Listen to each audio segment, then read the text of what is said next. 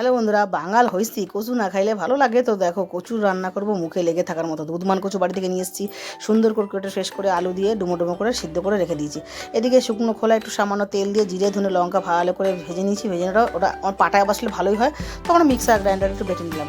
এবার দেখো ওইদিকে আমরা কড়াইতে তেল দিয়ে সর্ষের তেল দিয়ে আমরা কি করব, চিংড়িটাকে নুন হলুদ ভালো করে মাখিয়ে নেবো।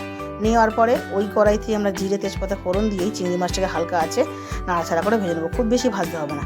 এদিকে টমেটো লঙ্কা গ্রেট করে নিয়ে দিয়ে দেবো, দেওয়ার পরে ভালো করে নাড়াচাড়া করবো। খুব বেশি মশলা এতে লাগে না বন্ধুরা। আর হলুদ দেবো আর নুন দেবো।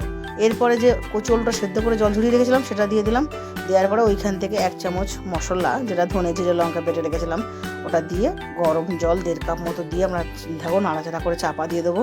এরপরে যেই ঢাকনা খুলে জলটা শুকিয়ে আসবে, ধনেপাতা আর মিষ্টি দিয়ে আমরা সুন্দর করে শুকনো করে মাখা মাখা নামিয়ে নেবো। তো ভিডিওটি ভালো লাগলে সাবস্ক্রাইব করবে, লাইক করবে, শেয়ার করবে এবং কমেন্ট করবে। আর দারুণ লাগবে।